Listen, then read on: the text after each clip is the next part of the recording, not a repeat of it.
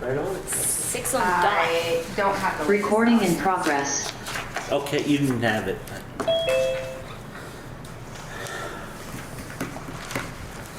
Oh, Bob is almost home, so he'll be on a little late. Yeah, Bob is getting ready for the Celtics tonight. He's getting his hat He's out. on his way home from Oh, Boston. weren't they? Yeah, he went down So to there's I didn't see who won the last. They didn't win Friday night, so they're playing again, but they're playing Boston He's playing tonight. for the win. So I think, I'm sorry, Tracy, I can't see the screen. Is Chad or Laura here? Chad is here. Okay. Hi, Chad. So you Good definitely evening, have. everyone. How you doing? Good. We have a quorum, so we'll call the meeting to order.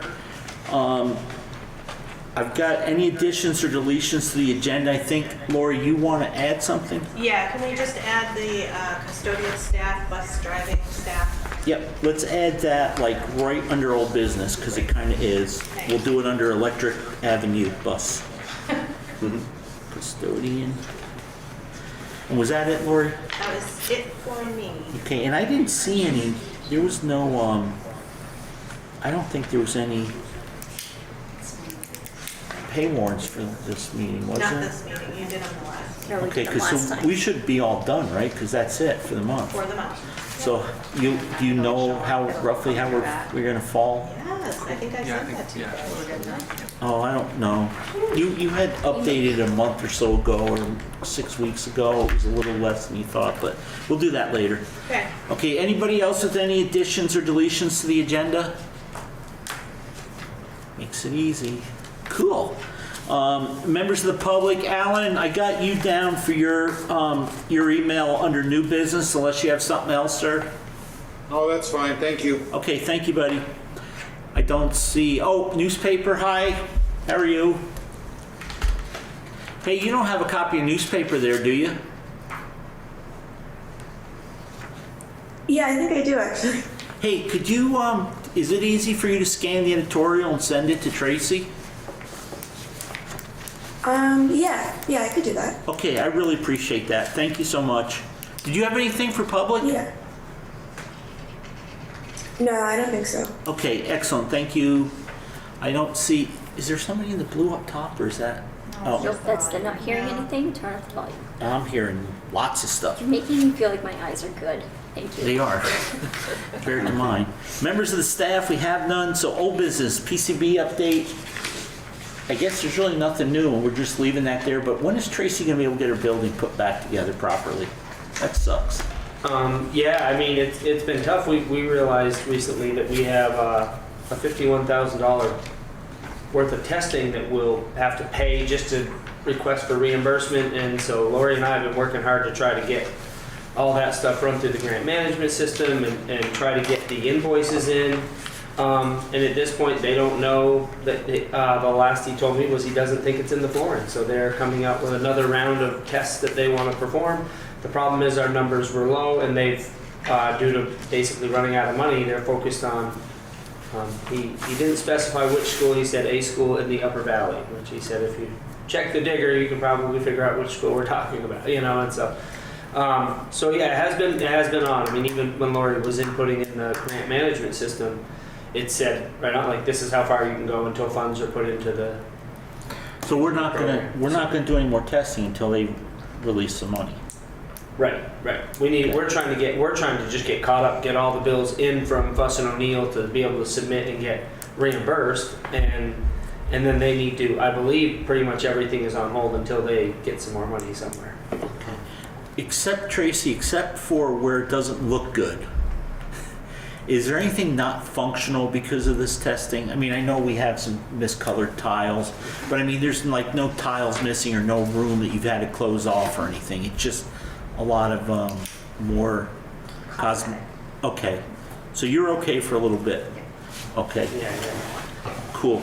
So why don't we'll move that to the parking lot, just because there's not going to be anything. Yeah. We'll put it back on when something When you comes hear up. How about that? Yeah. Okay. Sounds good. Tracy, if you have any issues, though, just let us know so we can get it back on there for you. Okay. The Dover Roof Project update, possible action. This is so exciting. Yeah, this is exciting. it took a little longer to get back from Duralast than I'd hoped, but I learned that once you get the full design and some of the quotes, and it has to go back to the TIPS organization, and they have a team of lawyers that runs through it and kind of verifies that everything is what it is, because Duralast carries the warranty. So it took a little longer than I hoped. I had to push a little bit, and yeah, the quotes came in, and we have it looks like there's about a $66,000 difference between the 3 quotes, with one of them breaking right in the middle at $30,000 different. It looks like, I would recommend going with WCRC, Walker and Company. They came, they put a lot of the front legwork in anyways and did a roof inspection for us, and I'd rather put our money into local people who, employ people in our areas and that live in our areas and turn around and spend money in our areas. So that would be my recommendation, unless anyone has Anna, the lowest. So how long is this pricing good for? I don't know if it states in there. I didn't see that. Did anybody see?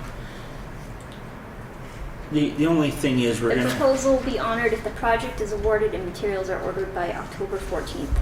Yeah, but what if we want to do the whole roof?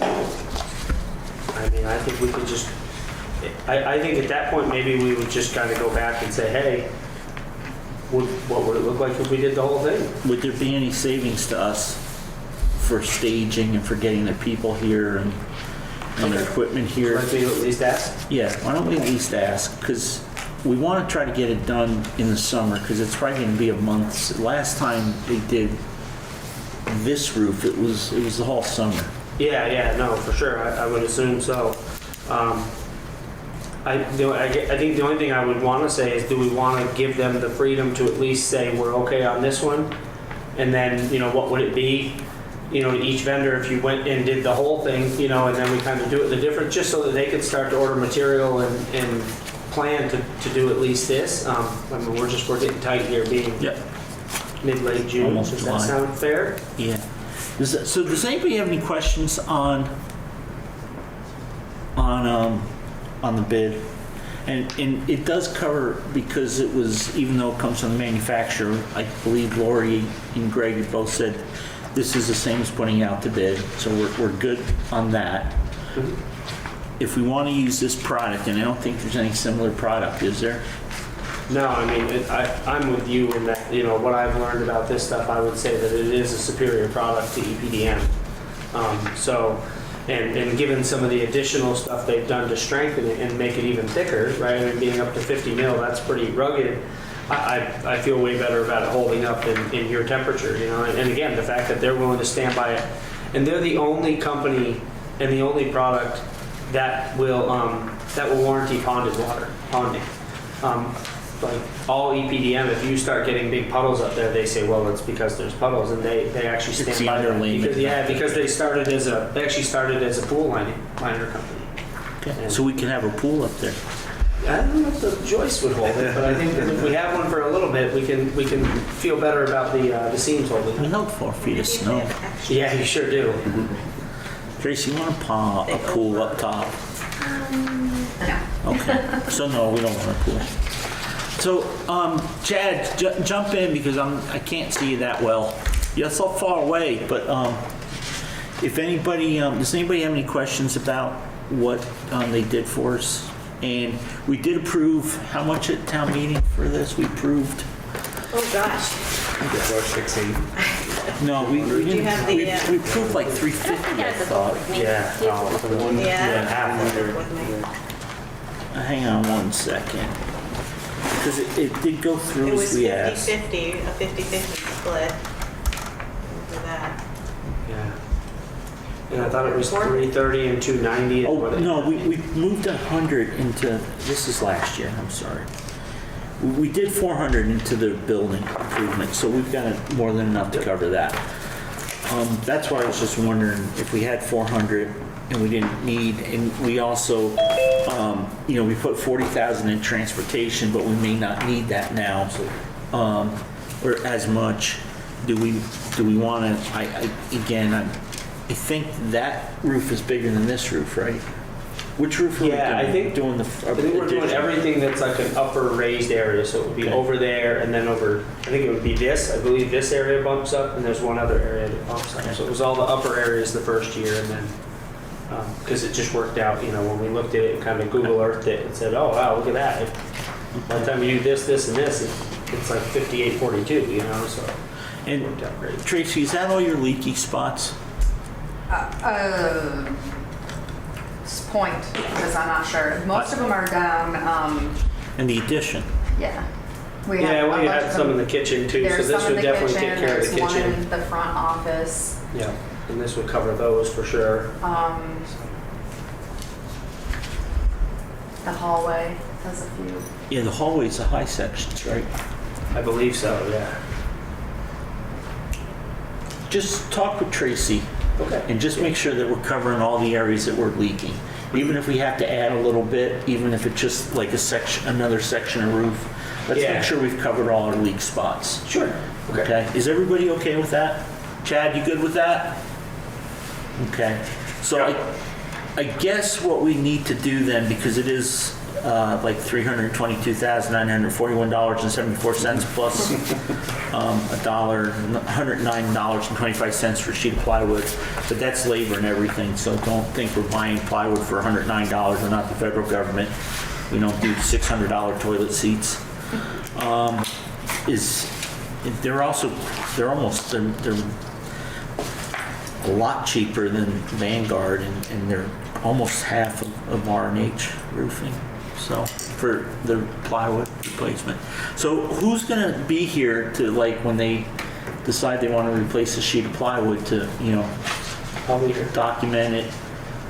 You're gonna be here the whole time they're working? I'll be here probably daily. I'll stop by. Yeah. And what's I kept myself pretty free this summer, knowing that we have a lot of capital projects that I need to be able to be free to manage. So I've really tried to keep my schedule clear this summer to be able to support those capital projects. That's okay. Because last time we did the roof, we hired a clerk of the works. Is like one of the things we found is we had when they were up there starting to beat on the roof, we had a lot of crap coming through the tongue and groove, and we were like almost every room had to be kind of like everything stuck in the middle and covered with plastic, and then there was a lot of cleanup. okay. And the yard was kind of a mess, so there's going to be a lot of stuff going on. So Okay. I think we just want to make sure that we have somebody and that nothing gets replaced without photographs and measurements before. Okay. Perfect. Yeah. Absolutely. Yeah. Cool. I don't know, Dwight, any comments, questions, thoughts? We good? Kate, you good? I'm good. You okay? You. Chad, you good? Okay. I guess we just need a motion. I'll make a motion that we move forward with the bid from WCRC for the amount of $322,941.79 plus 74. 74 cents. Good eyes. Do I need to talk about the plywood too? Let's do this motion, then we'll cover the, Okay. and just let's call it the base amount. With the base amount of $322,941.74 that we move forward with that bid. Okay, do we have a second to that? Second that. Mike seconds it. Mike likes to spend money today. Okay, is there any discussion? I'd just like to thank you, Yeah. Greg, for taking care of that. Okay. Okay, all those in favor say aye. Aye. Aye. It appears to be a unanimous decision in the affirmative. It is. And then I think, Greg, we're gonna just do the per sheet price. And why don't we authorize you for another 10% if you find something else, like if you find that there's sheet metal bad and it needs to be redone? Okay. Do you think another 30,000 would kind of cover you? Yeah. I think we ought to give, just because we're not going to be meeting that often, you know, usually you do a 10 to 15% contingency. So I think what we'll do is let's lock in the 109.25 a sheet, and then out of that, with the 30,000, the kind of the 10%, will include that amount there. So if you wind up seeing that you need 25,000 worth of something else and there's 100 sheets, then just you need to come back to us. Yeah, So we're going to give you up to, Yep, of course. we'll give you up to, what do you guys think? Do you think 30 is good? It's a little less than 10%, but it's a round number. Seems like it's- You good with I that? think it'll go quick. You don't know what kind of route we're dealing with. Yeah, it shouldn't be bad because there's not a lot of leaks. It's not like the last time we replaced this roof where like there was leaks everywhere. What do you have, half a dozen leaks? Yeah. So, I mean, hopefully that's gonna be, and there is a lot of stuff to get through. I mean, they did put a lot of insulation. And the reality is they didn't sit for long periods of time either before we did have repairs done. You know, so it's not like we had a leak that happened and Let it go was for leaking 6 for years. 4 months, you know, even 4 or 5 months. You know, they were all fixed relatively quickly. So we're able to minimize the amount of water that it sees and the amount of time that it sees it. So And you'll know pretty quick because once they get stripping, we should know, and if we have to have a special meeting, we can. yeah, sure, yep. Is that And, so and we'll- honestly, Rich, if I'm up there at any point and we see like a giant section of it, you know, I'll be sure to be snapping pictures. I'll probably text them to you, you know, so you can Okay. so you have it even and say, hey, it does look like we're running into a pretty large area here. Just want to let you know. Helen's last day is Helen's gone now, right? Or she, Yeah. pardon? Not yet, and But- she might be working the month of July per Greg's request. Okay. Yeah, she's been great. She's been really good for Randy, the new guy, and she's, you know, Helen has so much historical knowledge of the building, and she has been pleasantly, you know, like uplifted with having, you know, her and Randy seem to get along well, and she feels really good about how things are going. She's like, you know, I kind of, you know, and I think I have a lot more to share with him about the building and what happens and why, and so I So said, she yeah, I could think it be would kind be of your eyes. while- yeah, so I think that would be a worthwhile investment to have you stay on with him and work with him on, because, you know, I mean, it's one thing to have construction knowledge, it's another to know how to strip and finish floors and carpet extract and just, like I said, her general historical knowledge of this place is better than most. So, Okay. And we're gonna get her to get all the red plates on all the cars. yes. She's gonna help us with that. Yeah, Helen is our new professional who is really good at sitting on the phone and saying, the DMV will talk to me. Someone will talk to me and get me the answers So I need. I got a really good in on that too, if you need. Okay, yeah, no, she finished up the bus. She just recently did the Subaru. Subaru, and then she's going to help with the 3 special ed Subarus for Westbrook, Yeah. for Winter Central. So, Okay. Well, in the future though, that's a really good thing because it's, yeah, you know, you're not paying, you don't pay the tax anyways, and then you don't pay the registration. yeah, even the registration is less and lasts longer. Yeah. Lasts a lot longer. Still have to inspect them though. Yes. So can we then, if you guys are good with 30, let's make that motion if somebody wants to, but let's also lock in the unit price plywood replacement at the 109.25 a sheet. Laura just popped on. Hey Laura, we just voted that you get to find us $400,000. We're gonna do the whole roof. Is he looking funny at us? Yes, she's giving you the stink eye. Okay, that wasn't Are good. you serious, Richard? Yeah, we figured you got to be able to find it during the veto session. Well, we passed the yield, so no sudden moves. Okay. That's what we've got. What was the yield? The same as it was? No, it's lower than last year. No, It's but I mean, was- what you guys are. What, Yes, it's the same bill. It's the same bill that was passed. Okay. So you overrode the veto. Yes. Okay. So, anyways, can somebody make that motion, please?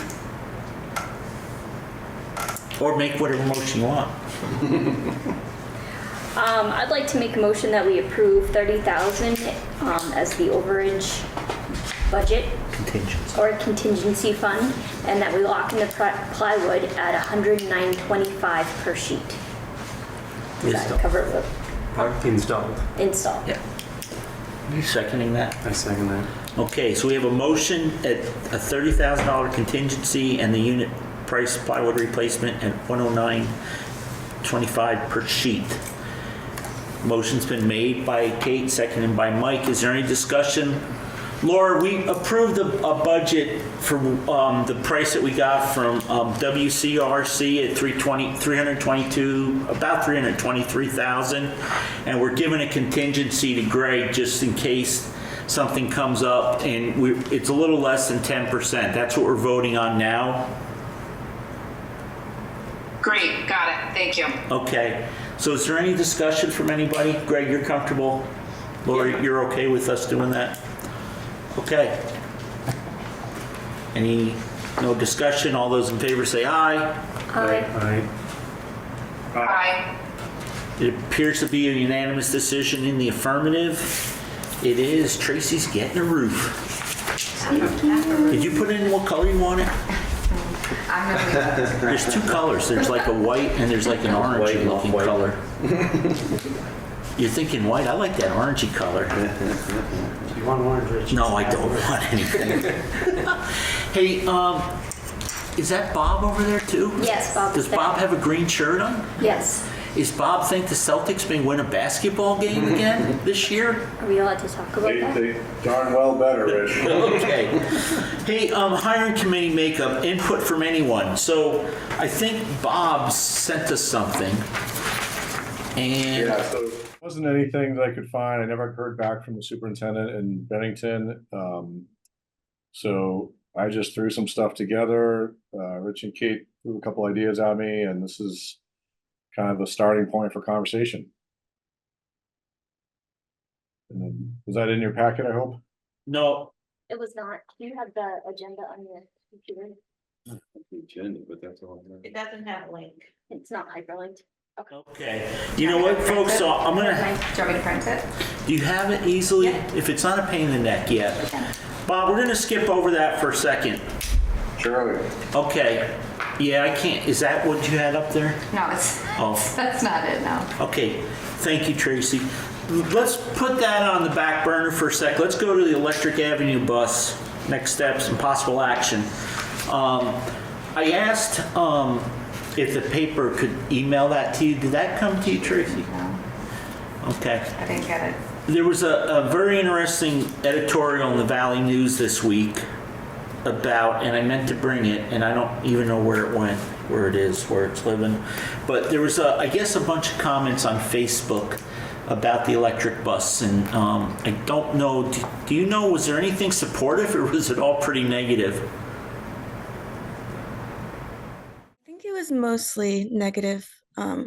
There was a bunch of comments about, I think there was an electric bus in Maine that didn't work out. So a couple of them were about that.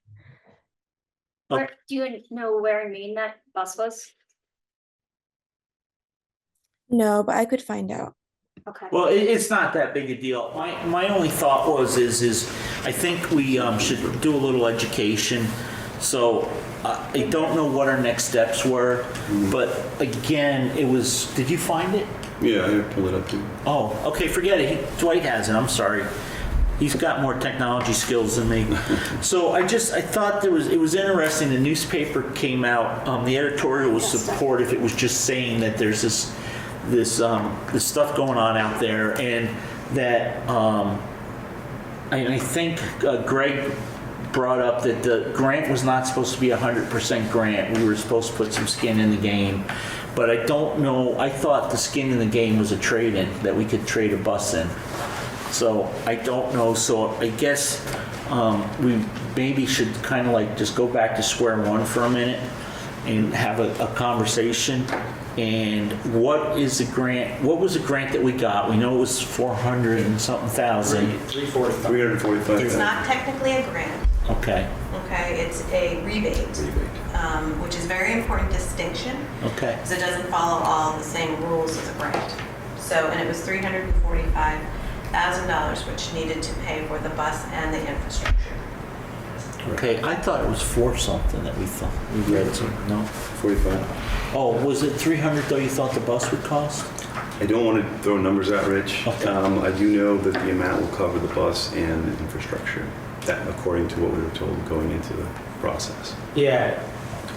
And it was just an article I read, I think it was, where someone referenced, oh, we are supposed to have some, and I was like, well, that's interesting, because, you know, Dwight was under the impression that this was going to cover it all. I think it will, from what I was able to gather online, doing some, you know, quick searching on costs of the buses, I think we'll be able to cover a bus and a charger. I don't think we'll be able to get any kind of a pole barn and support on that.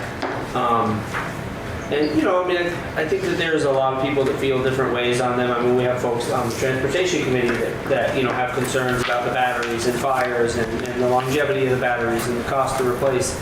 But the reality is, you know, for you all, I mean, it's like you guys said when you applied for the grant, you're in a great spot for this, right? I mean, you have 3 buses right now when you generally use 2.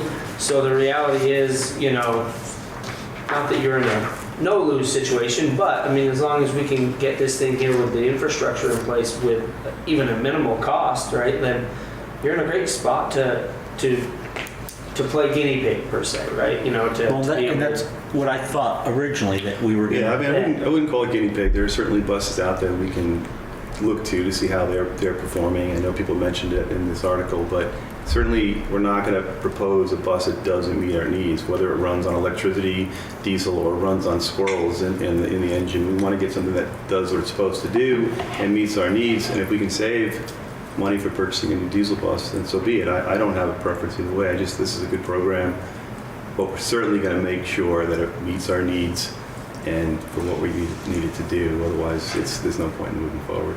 Yeah, and just last week I was able to get Dwight all the info he needed as far as routes, time in between, charging. So, and also one thing, I mean, we're not going to be working in a vacuum here. We're working with Green Mountain Power. I've already contacted them. We're working with them.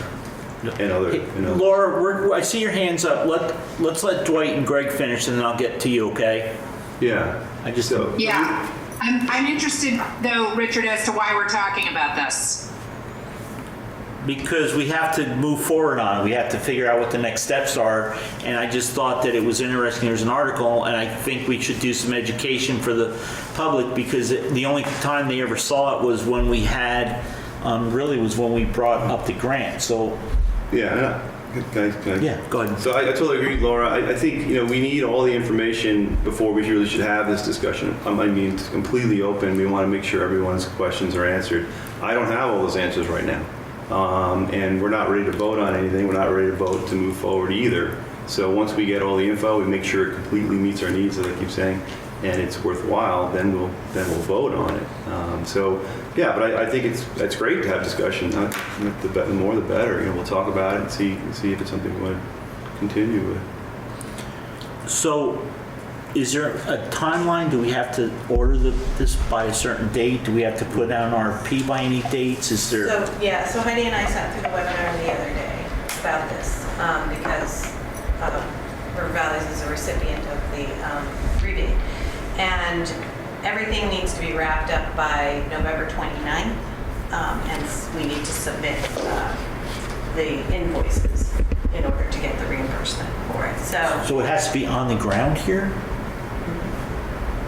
That's my understanding. I think that you can, they did mention that because of supply chain issues, which, you know, I know is a big thing, that you can apply for a extension.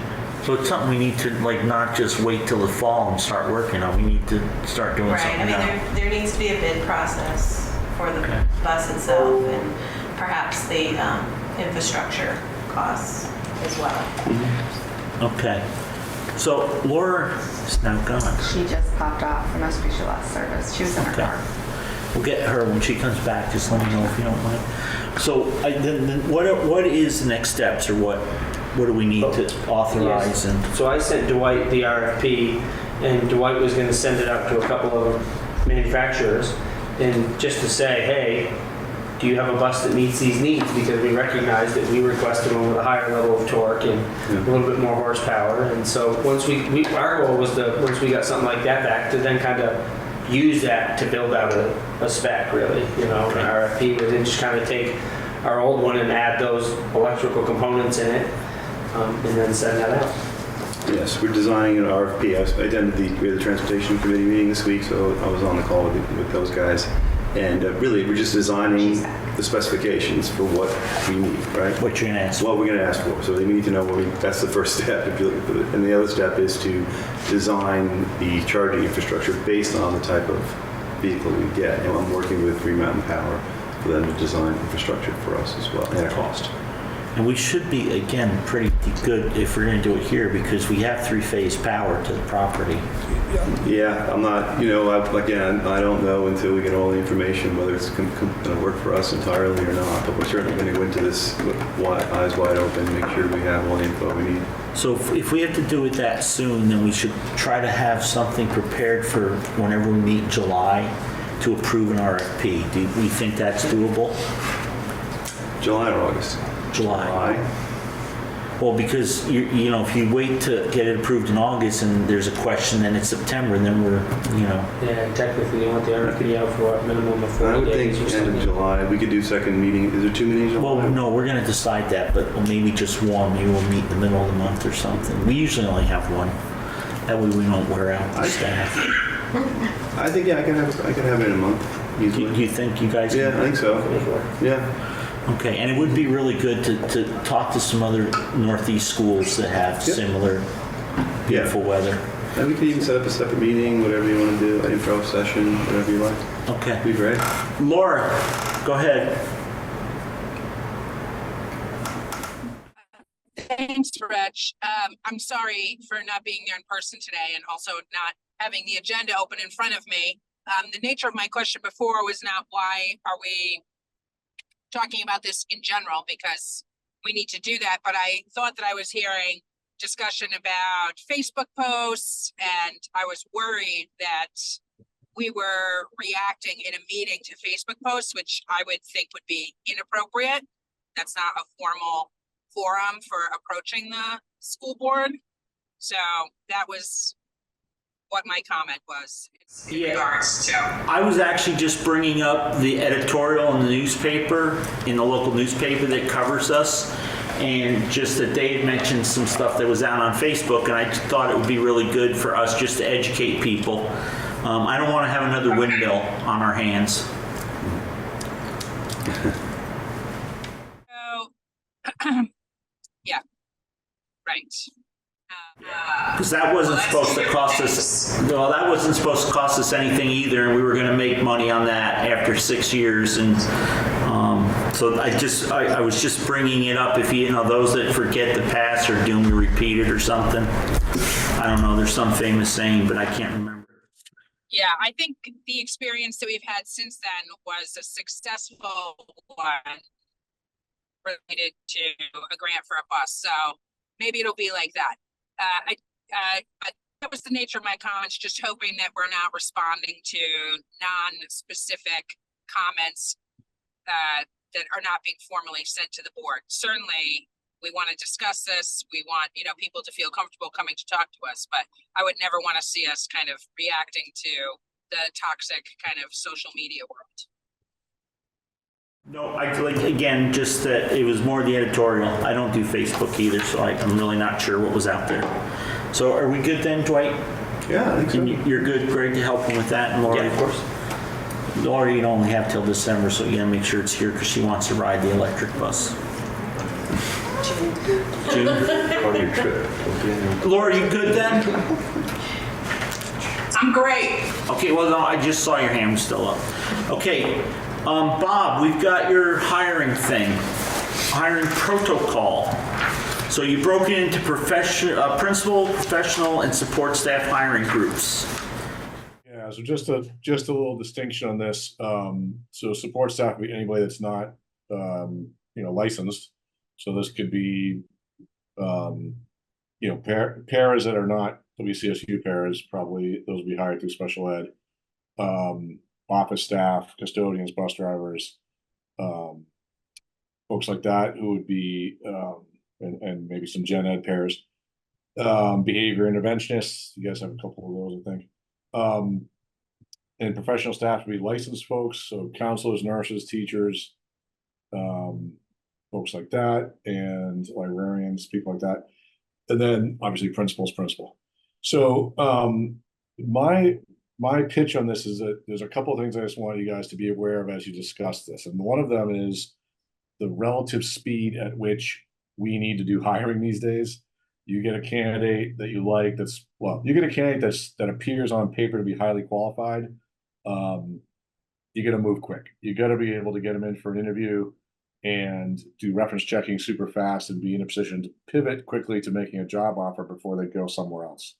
And that's true probably all three areas of this protocol.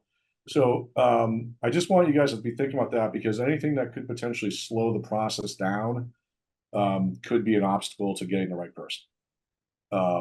So as you talk about each of these areas, and one thing in particular, I'll just mention, like, so on the hiring for principal, you have two parents, but at the suggestion of Rich and Kate, picked by the board, names submitted to the board. That could take some time. Does the meeting have to happen where the board formally picks somebody based on the names they're selected? You're talking about at least a 2-week swing before that can happen. So just thinking about how you guys process this, and so on and so forth.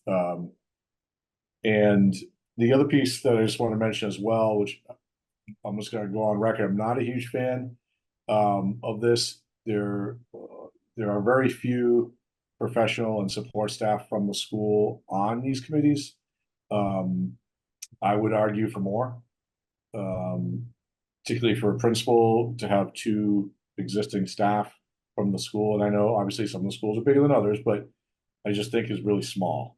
I think maybe we erred on the side of too many. And I think I want to be careful of going the opposite direction too quickly as an overreact to that. So those are my thoughts, and I'll let you guys talk it through.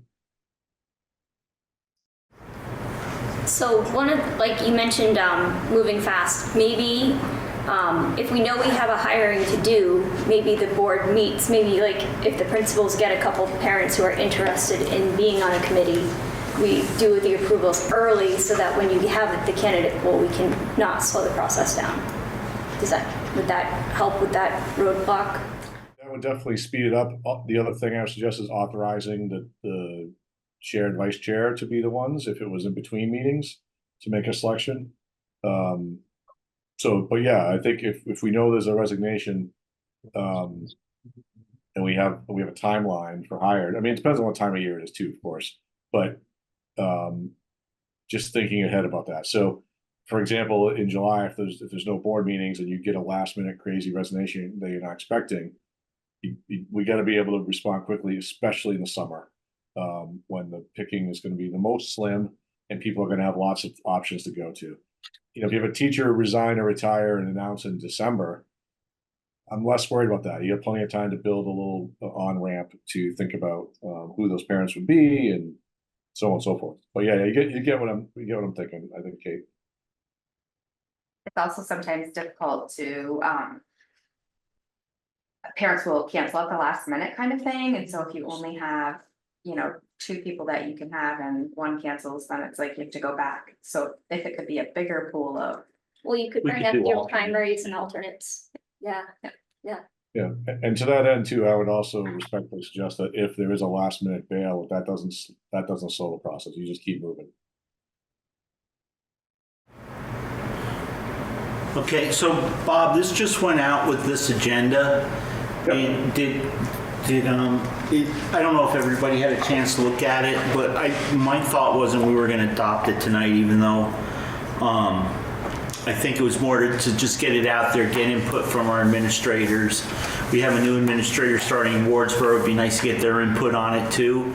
And in fact, Rich, they're going to be hiring because we don't have a 1-2 long-term sub for maternity leave yet in Wardsboro. So that principal will be hopefully, find some applicants. First of all, there are none as of right now, but be able to find an applicant and move quickly with that in July. So yeah, that's a classic example. Okay. Laura, go ahead.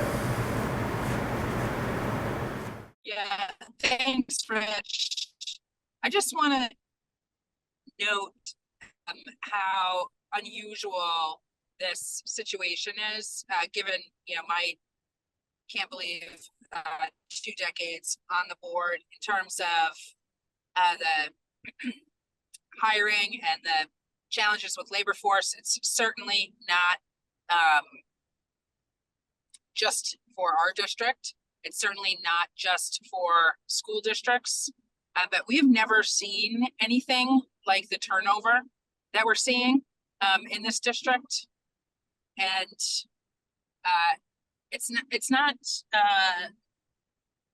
so we're talking about a Band-Aid right now, or not even a Band-Aid, but a process question. And I'm not sure we need to be thinking about, there's a bigger problem here. There's a bigger problem here. So I want us to not lose sight of that fact. I do want us to make sure that we are able to hire in a timely fashion, but we have a problem. And it's a problem across our country with a big demographic shift. It's a problem in the education sector. So I think we really have to be thinking about retention, recruitment, as a bigger strategy to ensure that we have both high quality staff, personnel, and stability in our district. Thanks. You're welcome. Thank you. But this is strictly for a hiring committee because, like you said, Laura, 20 years ago, the board hired everybody. And, when they changed the law and gave it to other people to hire, it kind of got a little, we talked about it's a little different. And, sometimes one party gets way overrepresented on a hiring committee. And we wanted to try to keep a little balance there, and that's why we were discussing this. And again, we'll have another chance to talk about it. Are there any other comments on it? Any other thoughts? So Bob, we'll make sure this goes out again with the packet, and then we'll have it at our next meeting. We'll have that discussion. And maybe if you I don't know when you're going to onboard the new person in Wardsboro, but just, we would like their input too. Yep. And Tracy, if you have any other input too, just, let us know. You don't have to do it tonight. Go ahead, Laura. I would like us to at least put this in the parking lot or understand if the rest of the board does not think that this is something to spend any time on, the issue of kind of retention and recruitment. I'd like to see us taking it up at least as part of our budgeting, but sooner rather than later. This situation is not going to be getting better. So thank you. You're welcome. Meredith, will you just make sure you note that in the minutes so that when we do the next agenda, we have that to discuss? Yes, I will. And Kate's writing it in pink, so I think that means it comes up again. My color coding system works very well. Does it? Good. Oh, yes. I would lose the extra pens. Okay, so we got hiring committee, electric bus, custodian. Those are the documents that I sent through email. I think those are attached. We got them, yeah. They're there. Yeah, they're already here. Printed them and I didn't. Okay. Our school has traditionally benefited from. So anytime that a position becomes vacated, retirement, or they leave, take a look at the whole system to see what could be tweaked. And we didn't know about this particular retirement at budget time, so that always poses a problem. And based on exactly what Laura was just talking about, we've posted positions for a combined bus custodian and a bus only, and there have been 0 applicants. And it's 2 weeks, going on 2 weeks. So just as Laura has talked about, this is all through our SU. It's been pretty hard, actually, to manage this. So what we put together and I sent through email is a recommendation, a proposal of what this custodial maintenance bus driving situation could look like for both River Valley schools. So what we're trying to address here is also the fact that the maintenance at Wardsboro, is hard to get done. There is a custodian, it's a higher contracted position, so it's not a staff position. So, they make their hours and a little bit differently than if we're assigning them to do it.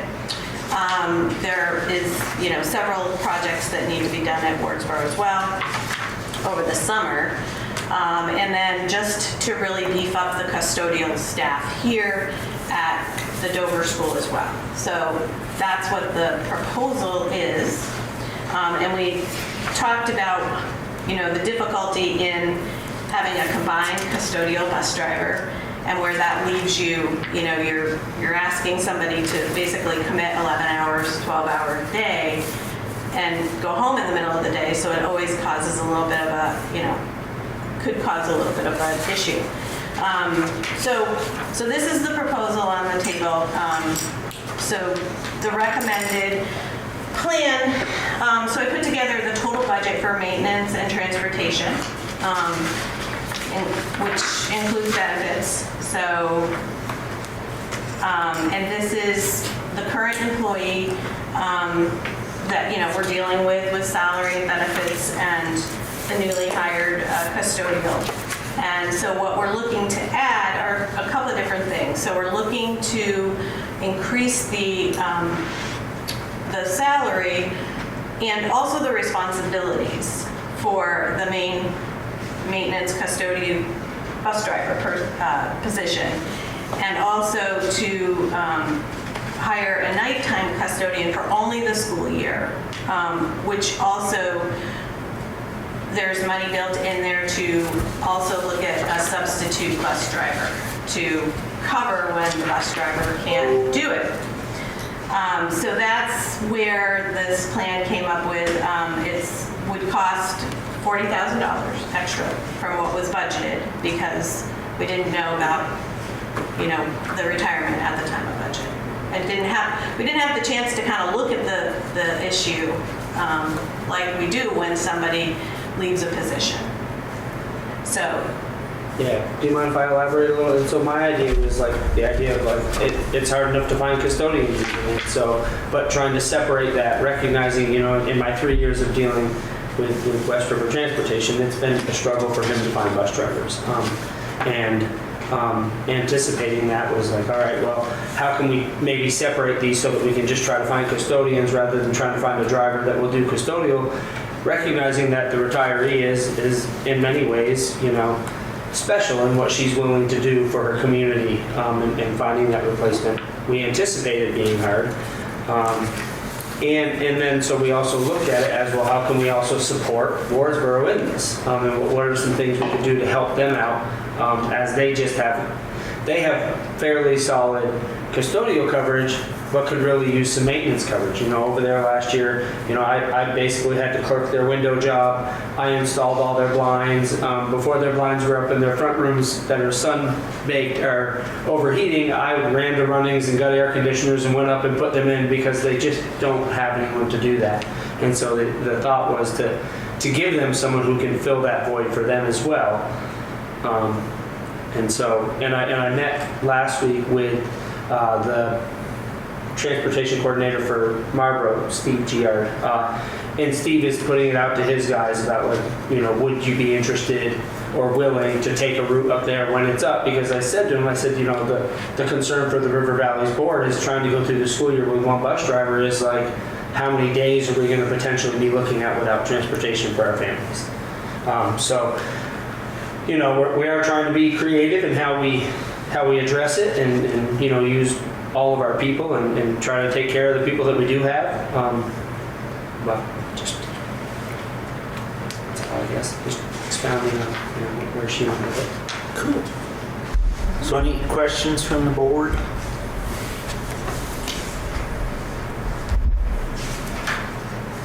No question. I'm just, Come on, Dwight, you must I'm have trying to understand. I'm just here it is now, so I'm trying to process.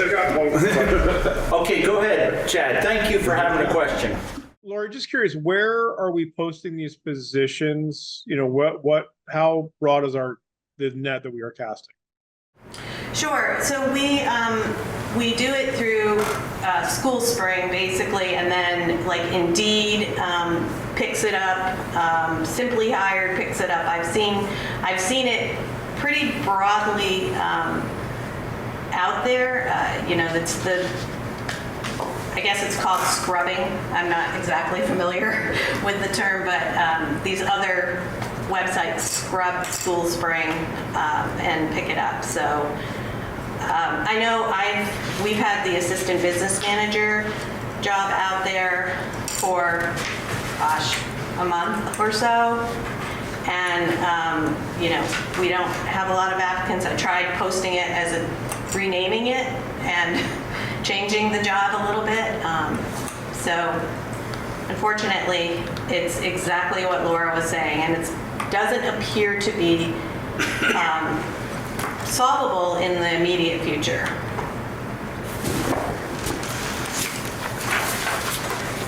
I know that Bob and Michelle and Sue went to a job fair, but that was, I think, more for professionals than support staff. I'll say, Chad. College grads too, so it was not well attended because there were so many jobs for them, and very few people actually walked around trying to get jobs. Chad, are you all good, sir? Yep, thank you. Laura, go ahead. Thank you, Bob. Thank you, Lori. Yeah, I would like to push back a little bit on Lori, who is so good for us and to us, on the notion of it's not solvable. I think what we have traditionally relied on is probably not solvable. I would say this is, we really need to get creative. Not that we haven't been getting creative thinking about how to combine, but we may need to really look at, what opportunities are there to work with other districts, or I don't know. But I would encourage her. Yeah. Go ahead, Lori. Sorry. No. I totally agree. Come with respect, Lori. Come with respect. Don't want us to be defeated. No, you're absolutely right. I just mean the crisis in the state of Vermont and the country. I don't see it as solvable in the immediate future, but you're absolutely right. And, add in there, we're making calls to people, to be honest with you. Right. We have called people from other places, I won't name any names, to say, hey, come on over, kind of thing. And, that doesn't feel great, to be honest with you. But They're doing it to us. Potentially they're doing it to us. Well, we know they are, because we know they're going other places. But you're right. We do need to keep being creative, and we need to, I've been having conversations with people about our benefits, right? So I'm out there trying to sell our benefits as a school district, because they're by far better than anything anybody's going to get anywhere else. So, and let that go on record for any public listening that needs or wants a job, that, you have to look at the whole package when you're looking at a school district. So, yes, we are, and I appreciate the pushback. And, I know that, so CDL licenses, there's a shortage everywhere on CDL licenses, and so, just think, what are crazier things that we can do? Can we work with some other district to create a higher paid, shared job, or I don't know, or is there some, I don't know what it is, but. Well, that's what you're doing. In my conversation with the coordinator in Marlboro, because they are Marlboro employees, and we talked about that I believe that both districts between Marlboro and River Valleys would be interested in offering one of their drivers a full-time job that would include some routes here, some routes there, then splitting the benefit package, you know, to offer somebody a job because of that same thing of like, hey, maybe this is more appealing because all of their drivers have other jobs. And so they basically put out their AM and PM routes for a month and then people just pick what they want and then they just hope that it fills up. And then when it doesn't, they kind of put pressure on others to take them. It's managed to work out because they have 4 drivers for 2 routes, but you know, but they don't, you know, so it's just been hard. And so the idea was maybe we could offer someone enough that they would say, hey, I'll take this, you know, I would take that and be willing to commit to, you know, mornings in Dover and afternoons in Marlboro, you know, and now I'm full-time and I get a great health insurance package. But I have not heard back from him either. And it is tough. I mean, Travel Cuz is advertising in the Brattleboro area. And I saw in the newspaper this past weekend that the Putney Private School is offering $27.50 and willing to train someone to get their CDL and pay for all training. Because, We've always paid for the training. Yeah, We they paid just for all their see. CDLs. That's great. Yeah, I know. I'm so glad I was grandfathered. Hey, so just a couple quick comments. You know, we've always had retired people want to be bus drivers because it's good little extra income, and if you can offer them some insurance and stuff. But you know, people aren't going to go on school spring to look for a bus driving job. You know, it's just not happening. You know, it's got to be in the local newspapers, and we have a local newspaper. We also have a transportation company in the Deerfield Valley. You know, and those folks are halfway there because they have their CDL and they've got passenger endorsement. All they got to do is pick up a school bus endorsement. And, you know, we also gave them money towards some routes. So, you know, maybe we should contact them and see if they could post it for us. I don't know if we've done that yet. Again, I hate talking about people and not positions, but, you know, maybe I'm reading some of this and maybe it's time to really look at some stuff too. Like maybe we should be hiring out the mowing at both buildings and maybe we shouldn't mow. We should allow somebody else because the mowing always gets tough, you know, while the school is in session because they're driving. And, you know, the lawn looks great when we're not driving and nobody's here. And then when it comes back, you know, the plowing around the building, I mean, that was, I thought why we had the extensions out. That's what we were sold, that we didn't have to plow around the building as much. You know, maybe that can be hired out. There's a lot of contractors who do that and love to pick that up because, you know, when it's really busy on weekends and holidays for plowing, they don't have to be right up here because there's nothing going on. I think there's cleaning companies that we could hire that would come in and clean, and then we have no employees for that, and then we could just have the daytime maintenance person here for emergencies. I mean, I'm not sure if we really looked at the whole picture. And I agree with Laura, we've always had trouble filling that one position, but we've always done very well because there's a lot of people that, you know, are parents or they have kids in school or they're retired, and it's a good little job because they can be home when there's no school, but when their kids are in school, they can also be working and putting a little jingle in their pocket. And I'm sorry, I just don't think online in School Spring is a place you're going to find those people. I think it's in the local newspapers. I think it's, you know, the newsletters. I don't know if it appeared in the Wardsboro or the Dover newsletter, you know, that goes home, but maybe parents would see that, or they know somebody, or, you know, their grandparents or their parents are going to be moving in. I think there's a lot of other stuff we can do. I'm not exactly sure what you're asking for here. So I think that was done through the newsletters, and also we send all staff emails out almost on a weekly Yeah, did we basis. advertise in the local papers? Yeah, so. We did? No, not for this particular position. Okay. We've I mean, done it I in the can see past, and we teachers haven't now. gotten any responses, and it's a very, very expensive way to advertise, but we can certainly do that. Yeah. And then have we looked into, you know, not doing a different model that we put out for bid, the mowing and the plowing and the... I don't think we've gone down No, that we did not path go down because that path. that I think we wasn't. looked into the idea of maybe putting out the actual bus driving. You know, we talked about that, and then there was just a concern of that I don't believe Travel Cuz is looking to expand. They weren't willing to bid on West River, and I'm sure that West River Transportation is not looking to expand, unfortunately. And But sometimes they, you know, when we originally had the buses and it was Laidlaw, and before them, I forget who the company was. I mean, we supplied the bus and they just supplied the labor, and they liked that because it was less headaches for them. And they had people in this area that they had as drivers, so it saved those people from having to drive to Brattleboro to go to work. Okay. Yeah. I mean, you know, and again, you know, I just don't know. We don't get as involved as we used to. Yeah, and those are great ideas, man, to be honest with you. You know, we you know, in my experiences, you know, we've struggled with just getting responses, period. And yeah, we spent over $800 on an ad this year that had 9 positions, and I don't know that we had a single ad for one, an ad for one of them.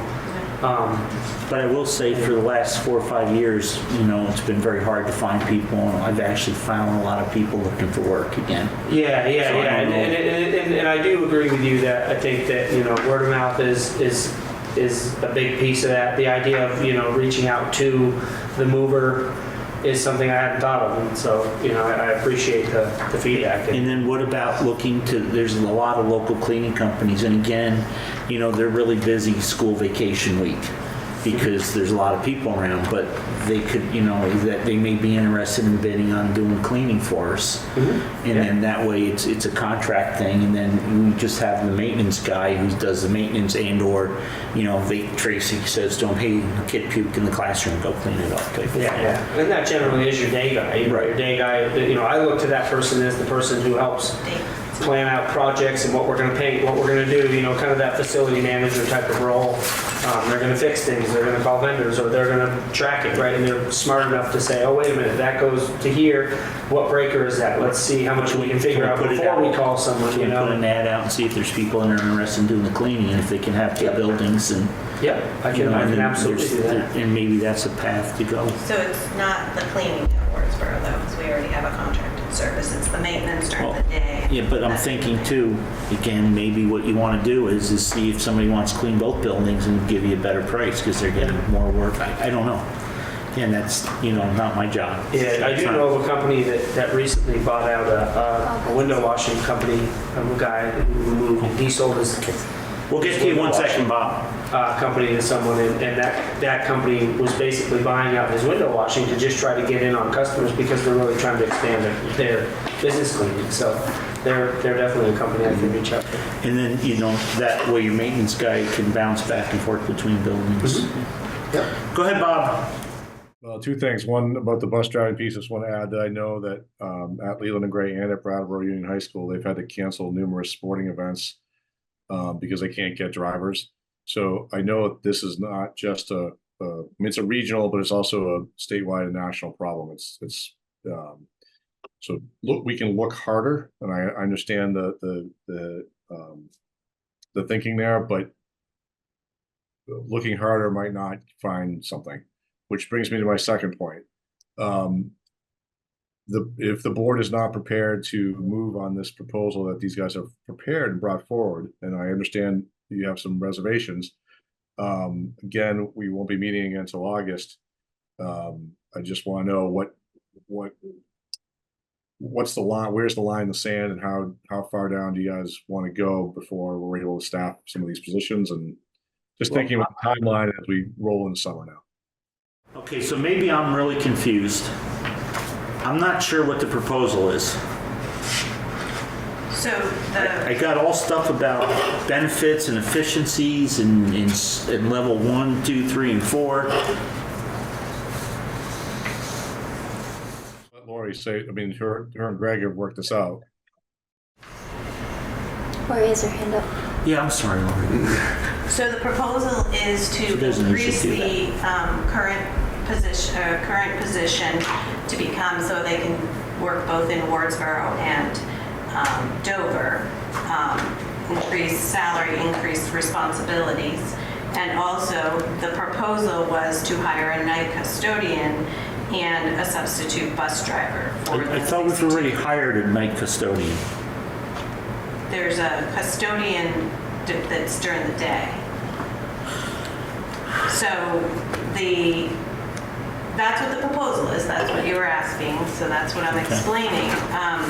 I think that what I just heard you talking to Greg about was maybe that you don't hire the night custodian and substitute bus driver and try to get a service. Is that what I heard? Well, I'm just asking. I don't know. I mean, Well, that was what I thought you said to Greg. yeah, well, I'm asking, have we looked into that? Did we do a deep dive that now we have the ability, because we have a person retiring, do we try to do that? I don't Richard, I know. have a question. Well, hang on a second, because Dwight was before you. Yeah, I was just thinking along the same lines as Rich. I wonder if there's, what I'm thinking though is maybe there's more flexibility that you can offer to a prospective person. In other words, if some of these things they may not want to do, like whether snow removal or maintenance items, and another person might. If the job is very flexible and you can find other avenues for some of these items, the candidate may be able to, you may be able to create the position based on what the candidate's needs are. I'm not sure, I didn't read the job posting, but that maybe that could help a little bit. Obviously, any kind, if Rich is right, people are, retirees coming in, they're not going to want to shovel snow or do maintenance, but they may, but there may be some other things they may want to be able to do. So if you can just create, what I would suggest is we give you guys more flexibility than you already have to create positions based on the needs that they're there. I mean, anything that we hire out will cost more money than what was in the budget, so. I understand, but So some of that's these, all right. yeah, so I agree, some of these things you may be able to make up by subcontract, possibly. But again, if we hire custodial service and then somebody gets sick, it's not our job to try to backfill it. We're not having benefits that are hanging out there. Right. So, Laura, just real quick, and then I'll jump to you. So, is this, I guess the recommended plan is, I'm really not understanding what you're asking for, I guess. Yeah, the idea was to have, basically in the way I look at it is, Dover's a little understaffed custodially, Wardsboro's understaffed maintenance, and the goal was to basically overspend by about $40,000, and the goal there would be that we would pick up the custodial support at Dover and we would pick up the maintenance at Wardsboro with that.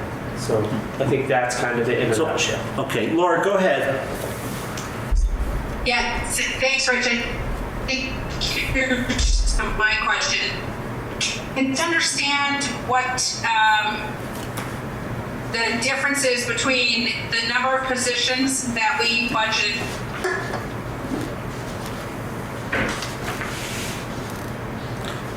Laura, you went by, but I think you're asking the number of positions we budgeted for and what we're actually looking for in this plan? Yes, sorry if I froze.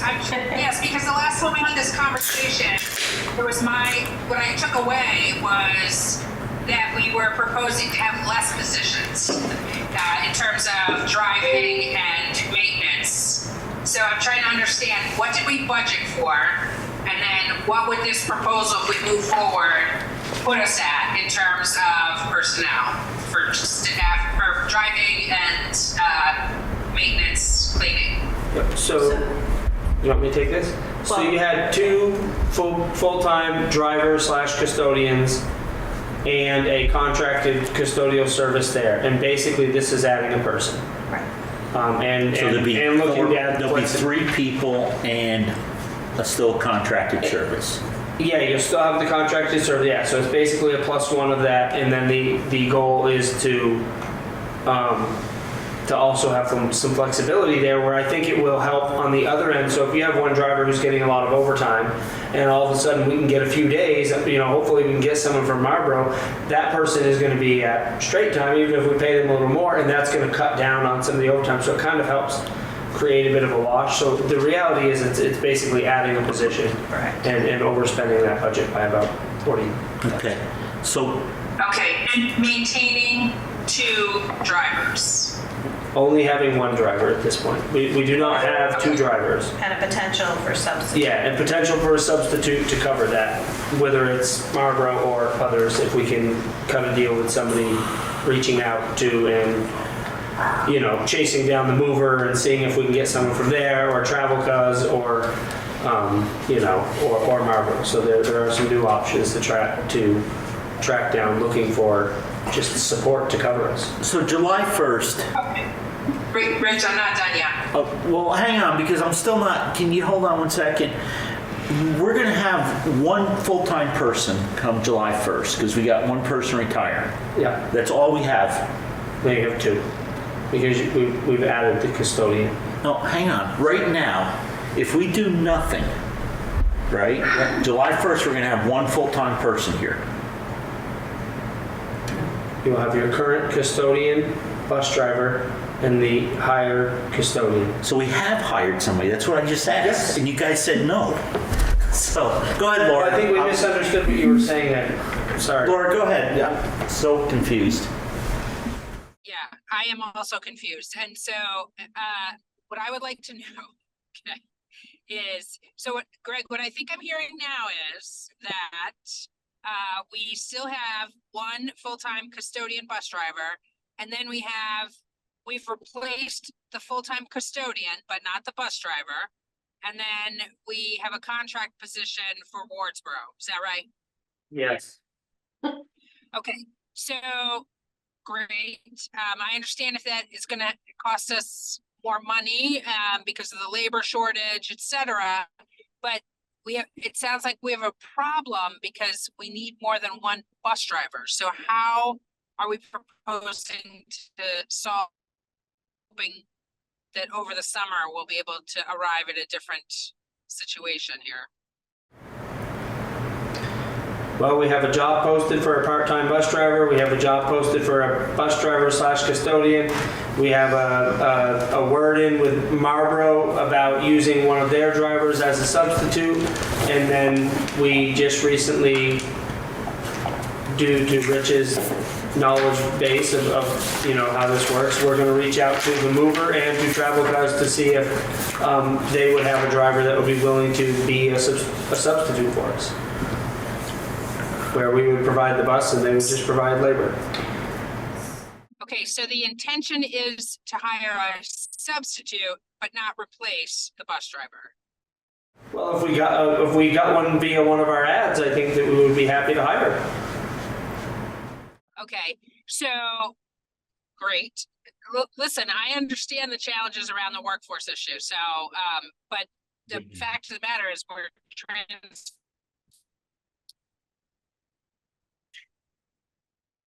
Laura, you're cutting out again. You're freezing. So, Rich, I might be able to. I don't think we can transport kids with one bus driver. So I'm just wondering how we're proposing to solve that problem and how a substitute would solve that problem. I think the plan, part of the plan they're proposing is sort of a plan B. It is to have one driver if you can't find a second one. That's kind of what they're talking about. I think. Okay, hey, so Bob, hang on a second, because we're gonna have to take pictures and draw circles and paragraphs and stuff on the back of them. I got Kate, and then I got Chad, and then I want somebody to clarify a couple things. So go ahead, Kate. So I was looking to gain clarity to that question, like as it stands right now, what you have for next year is one person to drive the bus, and we're gonna all cross our fingers and toes and hope that that person is able to do all of the shifts needed. It's not perfect, it's not ideal, but that's what you have as of right now, what you know. Mm-hmm. Ideally, you would like to get a substitute at least, like to give us a little security blanket. Correct. And if you found a person who was willing to also drive bus on a more consistent basis, you would be open to hiring them as well. Yes, but that would be additional funds that you would need us to approve. Correct. Okay. Right. Yes. Okay. Is there any other elements that we should know, like that? No, I'm just thinking about the maintenance work at Wardsboro too. Yeah. So I want to make sure that that's included in all of this plan. So, and that the board understands that, right? Okay. That would be part of it. So ideally, you're looking for somebody to do additional maintenance at Wardsboro, and hopefully to get a second person who can drive the bus. Yeah, or more custodial, right? Yeah. And then the substitute bus driver or a full-time bus driver. Are you good, Kate? I'm good. Go ahead, Chad. So I was just gonna ask if there are any members of our currently employed staff, particularly within food service, that may or may not run as many hours, that are viable candidates for cross trainings, to fill that substitute role or even to work into a hybrid driver and otherwise role that could be identified, with the help of the admins in the buildings. Just a thought. Okay, thank you, Chad. Any other board comments? So are we just basically, you're looking just for the board for like an addition to the budget? Is that essentially what we're looking for?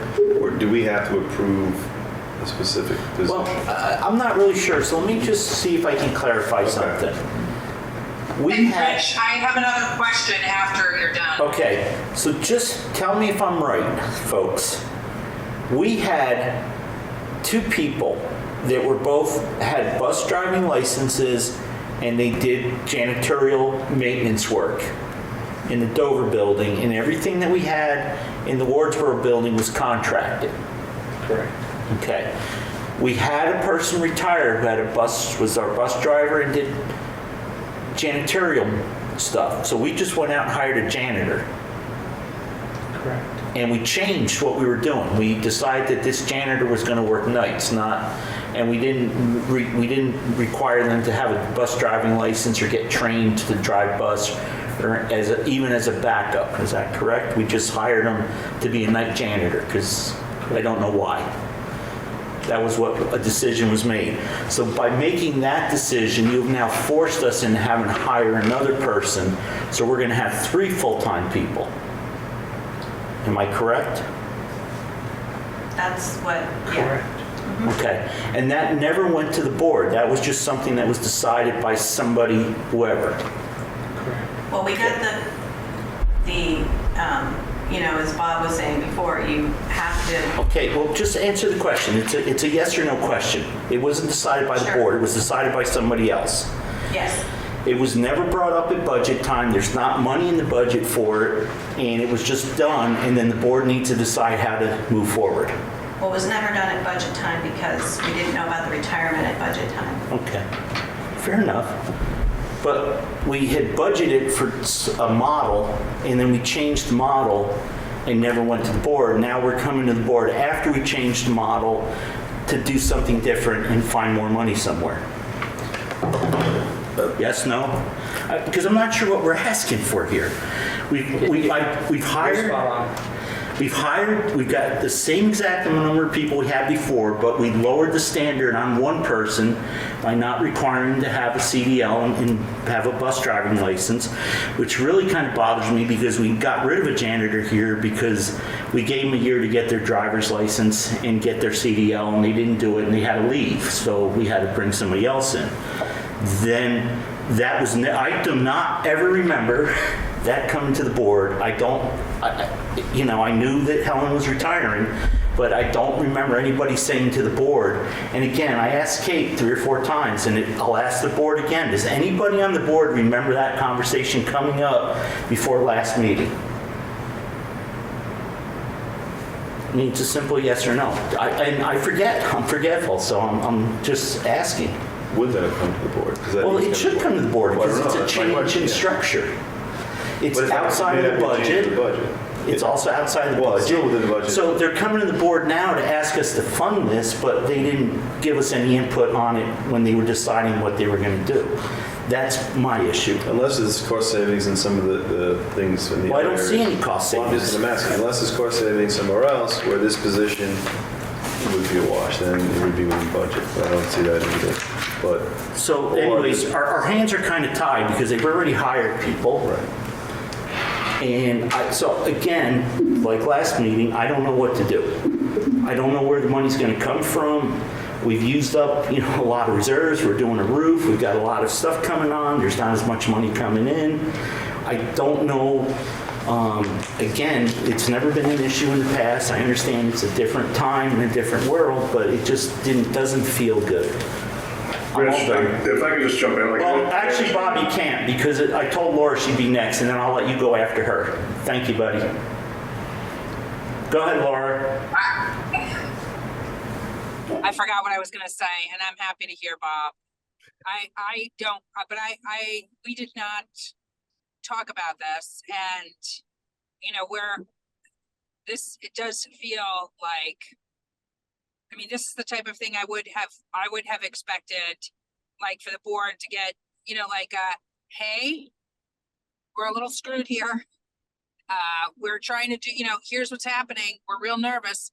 Here's what we think we're gonna do. I mean, you know, this is a pretty significant change. Well, now I remember my question. My question was, what's the proposal on transportation if we don't get another bus driver? You know, I mean, it's so, like, I'm sure we can, like, adjust, we can do all of these, so we can solve all these problems, but, like, we've got a series of problems here now that I don't think folks are prepared with the board to kind of say, well, here's our plan. Like, what is the plan for transportation if we can't get a substitute, or yeah. They're gonna try to steal from Marlboro. Well, that's you know, that's not creating stability in our SU doing that, or in our region. So. Okay, so go ahead, Bob. I'm sorry. Well, I was just going to say, like, I mean, there's a couple different ways we can approach this, and I think that it's been well documented that you guys are frustrated with how we did it, coming in without notifying you more in advance. So, but a couple of things I want to say about that, like, we have a bunch of new people, new roles, trying to figure stuff out. We got people who are trying to solve problems proactively, and I think there's also, like, the challenge of how far what's the board's role, what's the administration's role, and where do those lines meet and blur, and where's the gray area? And I think that with new people and a board that's done things a similar way for 20 years with a lot of the same people, it's hard. And I would just say this, that I don't think anybody, myself included, had any intent to pull a fast one on the board on this one. I think it was really a function of, we have a retirement. We were not able to find a bus driver. We will continue looking for a bus driver, but we're trying to come up with a plan that will do the best we can with what we have. And that's, I think, when the question is, what is the plan? The plan is to have the one licensed person do the bus runs, and to have a secondary person come in, and then have some maintenance, because that secondary person coming in, you have some increased maintenance opportunities at Wardsboro that we don't currently have. So it was a way to think about it more creatively, given what we know the hiring pool is like, and given that I think we recognize that it's going to be really, really hard to find another driver. The candidate that was hired to do the custodial work was not interested in driving, but without that person being hired, you weren't going to have custodial either. So it's like, you know, you make the best of the situation, you keep rolling. I think that's what we as a team did, and I will take the heat, and I apologize on behalf of all of us for not doing that the way that you guys are comfortable with, and we'll get better at that moving forward. I assure you. It does feel like we're painting you into a corner. I don't have a better answer than that, but I think the people here are just trying to get the jobs filled with people that can do the job, so we can be operational. You know what I'm saying? Like, there's no ill intent. So Bob, I thought the board was part of the team, but the board had no notification. If this was a discussion, you know, there's always an opportunity for, you know, Greg to talk, and Lori to talk, and you to talk, and the administrators to talk. The first time we get it is when it's all been decided and it's moving forward. So it didn't feel like a team. Number one. Number two, where's this money coming from? You know, we give you guys a lot of latitude. We've been very supportive. We've done everything that you all have asked us to do. But I just don't, there's no extra money. You know, I mean, it's all gone to wherever it's gone. So I don't know how much extra this is going to cost us, and where's it coming from? So I'm going to put it back to you folks. You folks need to come back with us with exactly what it's, I don't know if it's costing us $40,000 or $21,000 or $60,000. $62,000. Again, it's, I'm really confused, but again, it doesn't take much to confuse me these days. And we just need to know where that money's going to come from. What are we not going to do that we were told we had to do, really should do, and that's why it was in the budget, but now I don't know. So I guess that's what we need to know, because that's really the board's job. Rich, Laura? may I? Oh, you can.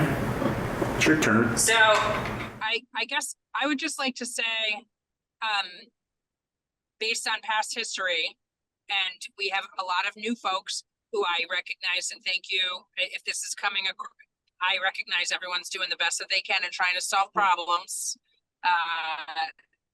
But based on past history, here's what I would have expected, and here's what I have seen happen over and over again in this type of a situation, which is an unusual situation. It's not like, oh, we're just rehiring a position, not doing any changes. Recognizing that this was going to kind of switch things up and disrupt some systems, like it could disrupt our transportation system. And just giving the board a heads up and coming to the board so that the board and what I have seen happen when that happens in the past is the board saying, what do you need for tools? And saying to you, you're the educational professionals, we hire you to run the schools. What are your ideas? Kind of running that by us. Do you have enough money? So as Rich is saying, it's the opportunity to be on the team. I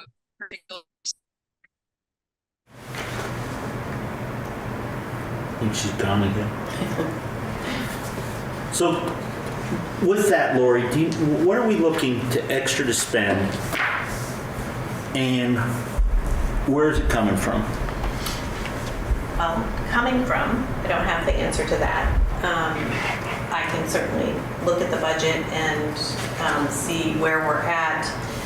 Certainly after the first of the year, when the fiscal year turns over, all the new people are in the system and all of that, so it gives me a better idea of, we build a budget in November, October, and things have changed since that budget.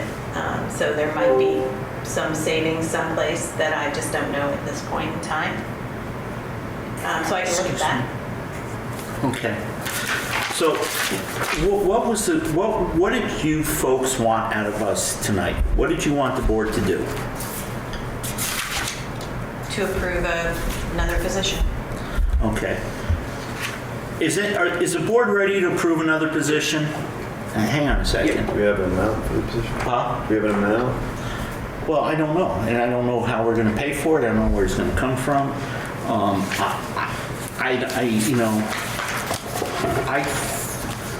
I thought we were doing something different when I read through this. I was envisioning something different. I mean, nothing has to change, right? The board could do nothing, and we would have the bus driver who does a little bit of maintenance, doesn't get over to Wardsboro, and we would have a custodian. And then we would have to try to... Things have changed. But no, I'm saying the board doesn't have to do anything. They don't have to change anything from the current, what we have currently. Because as part of the team, if we want to be team players, you folks are bringing something forward. I just feel like it didn't feel good. We understand. My suggestion is that we have some other options we talked about tonight. I'd like to see us look at those options. I'd like to see if I don't remember signing a contract, or I don't remember seeing a contract for a new janitor, custodial person. So I'm not sure how they got hired or where they got hired. Do those come through the board? Not the board? support staff ones like that. I don't think so. Well, do they? I don't know. I thought. Yeah, you haven't hired one for so long. I don't know that. But I mean, Bob talks to us about raises he's going to give to the support staff, and we approve those. I mean, I thought we signed contracts for everybody. I mean, I don't know. We signed. They're not contracts. They're letter. Okay. I'm sorry. Because they're at-will employees. So. Does anybody? I don't know. I really want to just hear from the board. What does the board want to do? I I would like a proposal back from the board about how to deal with the transportation. I apologize for not being there in person, and also, if this is written down already, I apologize, and someone telling me, we've already provided this to you in writing, Laura, and I will apologize. But I would love to see, so we're disrupting the transportation system by the decisions that we've made. So here's our plan, and ABC for, either we're gonna fix it or we're not gonna fix it, and here's how we're gonna deal with the transportation challenge. And here's our timeline. Here's our recommendation on that. So if we already have that, great. If we don't, that's what I would like. I would like a recommendation on how we're dealing with what I understand now to be a potential transportation issue. Okay, go ahead, Chad. Well, I would just say, Rich, I'm kind of in your camp in a big way that, anytime that we have an employee, whose salary is coming out of the budget for RVUSD, that, there's got to be prior, commitment from the board to spend the money, in such a way. And I agree with you that, with the support staff, when it was raising the wages for some of our food service workers, that all came before us. So we had an idea, and Lori and finance has always done a fantastic job of painting how and where those funds were coming from to support the employees that, we wouldn't have a wonderful school set up, without. So, in that same vein, if there is a need that we need to fill, before we can say, yes, fill it, and then we'll figure it out, we need to be fiscally responsible and understand how that's going to be paid for prior to, really putting it out there. And, much the same, Rich, as you were talking about having this dual capacity role, in the Dover building of driver and maintenance / custodial. And again, this also dovetails into why I asked Lori as to where we were posting, because I do try to follow what we are putting out there for faculty, staff, and so on, within the building. Are they clearly defined roles? And, if it makes sense for our uses and we really need to hire the right person for the right job, again, if we're looking for one maintenance, one custodial, and one bus driver, like you said, Rich, that's 3 times the payroll that, we've kind of anticipated. And I know that can shift, based on the hours that are worked, but, this seems like a whole lot of quicksand that was hiding under a rug and someone pulled the rug. So to summarize, I think we need to understand how we're going to pay for positions, number one. Number two, broaden our hiring reach in a more direct fashion. Because Lori, I like the word you use, scrubbing, if that's what is used. I don't think we can rely on a larger, employment site happen to pick up, an ad. I think we need to be more direct in where we are advertising and more concise in what we're hiring for, while knowing how we're going to pay for it. Thank you, Chad. You guys, you all? Yeah, I mean, for me, I'd be curious to see if there's any, what the cost is exactly. That not just everything Chad said I agree with, but and also if there's any cost savings we can expect from in other areas, that would be great too. You good, Kate? I would like to see us move forward with finding other people to make sure that we always have transportation for our students, so that's not a barrier to learning. Replacing Helen would be like finding a unicorn. So I can definitely see where it came from. And I think you guys touched on it. There's no willingness of the new hire to get a transportation endorsement. Because that would kind of solve everything. Perhaps a gentle persuasion. Been asked. Been asked. Well, again, though, we've been very fortunate in Dover because we've had like 7 unicorns since I've been around. Breed them on the hill. Well, I think so. So how about, can I summarize and see if we're all good, is I think you need to come back with some financial information, where this is all going to come from, what it's going to cost. What's done is done. We can't go back in time. Can't be changed, I don't think. because it's not contractual. And I think also we need to look into some hiring some outside resources to maybe cut that back so that we don't have to maybe bring another full-time person in, you know, as a cleaning service. I appreciate the idea of being resourceful, not going with the status quo, but again, it would have been nice if we'd kind of been told that when we were noticed of Helen's retirement, that there's some issues we may have, and you know, we're going to look at some alternatives. Then at least the board could give some input. Again, we can't go backwards, but I hope, Bob, that comes through loud and clear. I think this board has been more supportive of you all and trying to not make you stay all night for meetings, which I'm really sorry this one's dragging to.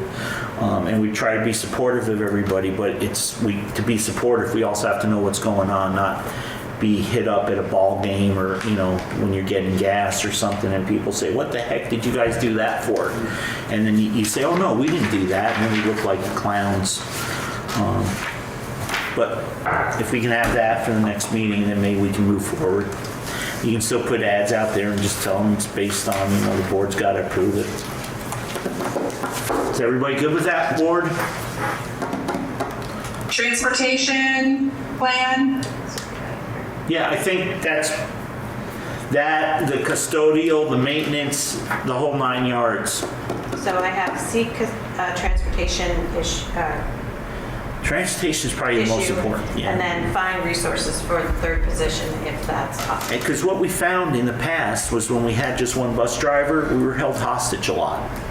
I think I want to take a couple days off, so you know, we'd be sending out messages to families saying there's no transportation for this coming week, and you know, that's no fun to deal with. So okay, I think we beat that one up really bad. Thank you, everybody. Sorry, folks. Hey, Dana, I noticed that you came on, I think, after public. Do you have anything for public? So many things, sir, but it's been a long night. Okay. Thank you. And I don't think anybody else is on. Principal's report. You're the only principal. Want to tell us anything? Are you all good? We had a successful moving on ceremony. The kids were very proud of their accomplishments. We had a pre-K bridging ceremony where our pre-Kers moved on to kindergarten, which was very cute. We celebrated Helen's 19 years with her. Staff has signed up for summer trainings for EL education in bridges and some of their own personal goals. We did a lot of celebrating our last week. One of the favorite things the kids loved to do was a tiny duck hunt. A what? A tiny duck hunt. You have tiny ducks here? It sounds like you guys are quacking up. I hid 200 tiny ducks around the building, and they're still popping up. How many were found? 180 something. Oh, so you're not bad. They seem like real eggs. But they had a really great time with that. And then our community picnic was well attended and everyone was well fed and the kids had a great field day. It was a good time. I was here. Everyone was happy. I got to go to both moving on ceremonies here at Dover and at Wardsboro, and Chad also went to Wardsboro as well, and both of them went very well. Wardsboro did a change in venue this year. They went over to Town Hall instead of doing it at the school, which was kind of nice because all the kids were up on stage. I guess they used to do it years ago. They did do that years ago. Yeah, so both of them were very nice. And it's always nice to see like the sixth graders be showcased and celebrated. And they each do something different, like the Wardsboro sixth graders get up and do speeches and share memories, and the Dover kids do a slideshow, and it's both elements are nice. Summer school, are you good with that? Do you need anything for that, or are you going to be all set? And do you know about Wardsboro, or Bob, do you know about Wardsboro? Wardsboro just joins us, so it's a River Valley summer camp. Okay. We have one academic teacher, and we have a new director and several camp counselors. And we are having a finalizing meeting sometime this week. I think it's Thursday. And as soon as it hits July 1st, I'll be contacting Francesca to see if she wants to come up for just a week, just so that there's somebody in the building. So I'll be gone one of the weeks, just in case. It's always nice to have somebody here. Thank you. What are the dates? When is the camp? It's the 8th through the 26th, I think. If you don't have it, if you That's okay. I was just curious. Yeah. So it's the 8th through the 26th. That's right. Oh, yeah. You all good then? Anybody got anything for Tracy? Thank you. Okay, cool.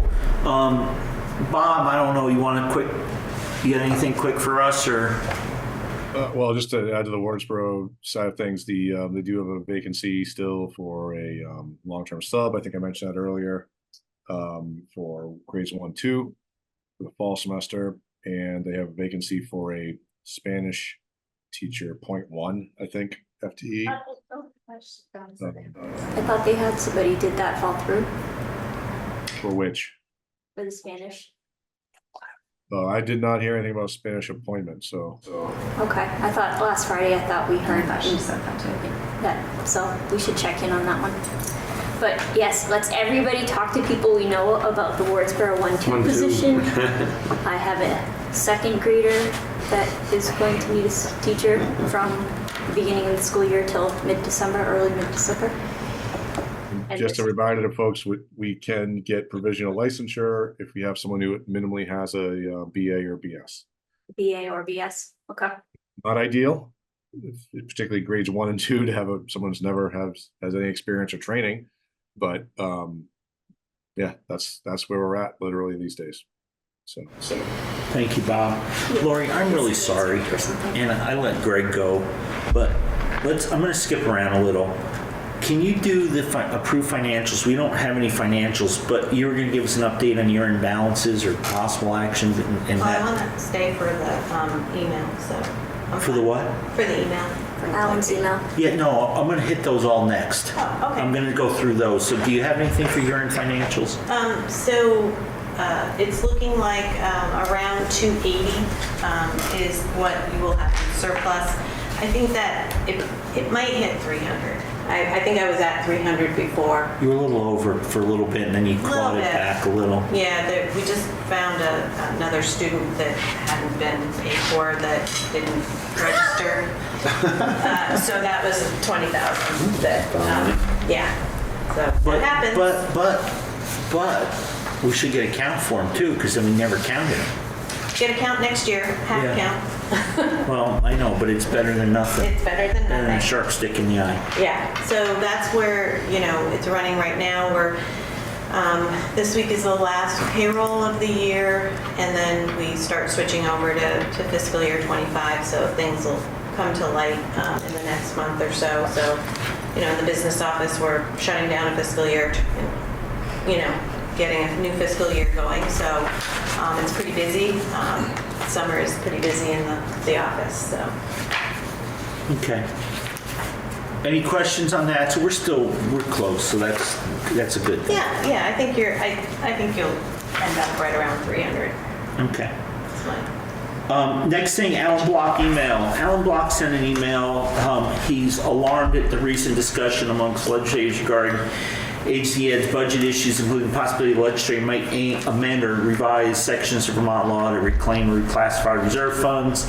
He has a couple questions. Is it possible the legislature could pass a bill seizing or causing that? Yes, Alan, the legislature can do whatever they want.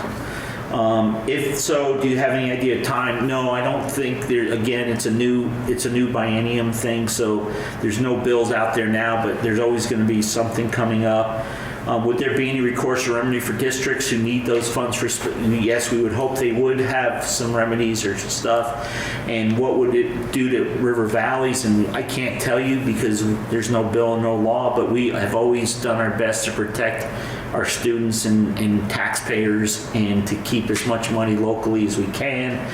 And what could we take to prevent or defray such effects? We've done a lot of that. And then I'm going to let Laura talk. We've done a lot of that because that's why we just don't leave everything in a general reserve. We actually assign it to places because I think it'd be a little harder, especially with our capital budget that we put in the report every year. So people can say we're just not keeping the money, so we have money, but we're actually doing something with it.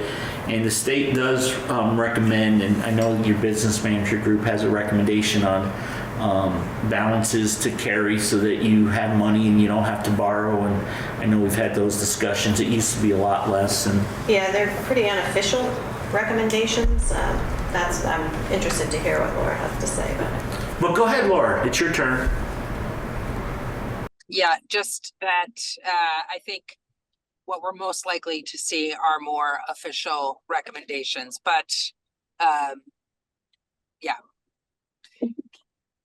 And I don't know if that's a midterm or a longer term thing. There were very serious discussions happening about clawback this year with whether or not we could have done it. The legislature could have done that is something entirely different, but there were very serious discussions about should we do it given the size of the problem. But I think we will see more formal recommendations at some point about budget, about reserve fund balances. There's a pretty big disparity amongst them across the state. So thanks. Well, some people didn't have Lori telling them to keep some of their money in reserves, and they just spent it all like drunken sailors when they got all that ARPA money, and then it was all gone. And the hangovers are really tough on that. I mean, our hangover is pretty bad, and we spread it out. Like they're saving for a school also. So. Okay, Alan, I'm sorry. So I told you under public that we would have that. So does that kind of cover most of your questions? Yeah. Look, I just want to make sure it's top of mind to make sure that we don't get caught out because we were too responsible, or because you guys were too responsible, as a way of happening these days. So, yeah, I hope you'll look at it before the next session and or before the next annual and figure out a way to mitigate any of the potential for that clawback problem. And again, that's why we always put our meetings off to later in the session too, because we'll have we get a feel for when things are in usually we're after crossover. In 1 second, so then we can look at that and then make recommendations. So, and the other thing is we do have some pretty big projects coming up, so there's not going to be a whole lot of excess money in the next few years. Even though Lori's leaving us, she'll still. Understood. Thank you. Go ahead, Lori. So I just wanted to maybe ask Laura her feelings on this, but the yield bill had, obviously they're going to be having a committee to study the education finance, and I'm wondering if maybe the recommendations might come out of that committee. Any thoughts on that? Yeah, I mean, it certainly could. I'd have to look at the specific language. I believe there was specific language that was included. I don't know if it was in the committee or if it was in the other property tax. No, I think it might have been in that yield bill. I don't know if it was in the committee. Okay. So basically what you're saying is Lori's not ever going to have to worry about it because it will happen long after December 1st or December 31st, right? Yeah. And, I mean, if you think about it, yeah, I mean, I guess it's a bigger conversation, but there are it's very inconsistent, and the legislature can see across all of the districts what's happening. And like Dover is not so much an outlier, although a little bit, as other districts that are just straight up voting large reserves every year. Like they're including large reserves. Like there was $1 million reserve I think somebody put in this year. So I'm not sure that I hope I answered your question, Lori. And I don't know that any further speculation is going to be helpful to this. I think that I think the legislature will be issuing perhaps we'll be issuing guidance, the AOE, perhaps. And yes, I think it will be either part of that process or adjacent to that process. And I'm suspicious about whether or not a clawback could actually happen. So. But Lori, if you hear anything, you need to let us know too, so we can jump on it. Yeah, for sure. Yeah. It's been a concern of mine, actually. I think I've shared it with Laura that, you know, I hear about districts that have several millions of dollars sitting in the bank and just collecting interest for them. And it's, you know, we're scraping together, you know, money to do a roof. So there's, like Laura said, there's some disparities within the state. But that was why I got nervous when we had just all the money in the general reserve, and I wanted to start putting that capital budget back in so people can see that we're not just saving money to have a war chest. I mean, there are plans for it. Right. And Rich, this is Alan again. I mean, all due respect, but the legislature will have a motivation. They'll have a solid motive in not giving away any plans early to make sure that none of that money comes out. So I would just keep that in mind. There's sort of dueling interests here, maybe, is the best way to put it. I think a lot will come up at the end of November, beginning of November. I think we'll be able to read a little more of the tea leaves. But again, my crystal ball hasn't worked for years. So So Richard, and just to respond directly to the concern that Alan is bringing. So this was a very serious discussion that was happening in the legislature. I am not at all convinced that it would be legal to do this. And I think if the legislature actually passed legislation looking to do this, my first recommendation to this board would be, let's talk to our lawyer.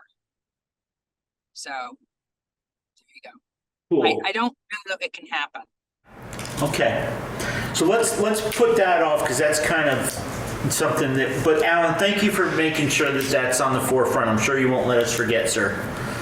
Do you want to drive? I appreciate the time. Thank you. Okay, and if you want to make a few extra bucks for a little spending cash, you know, we have a bus driving position open. Lori, can you talk real quick about the Burburton, I don't know, BVA, Burburton Academy billing for private to driver's ed? We've had this come up before. Yeah.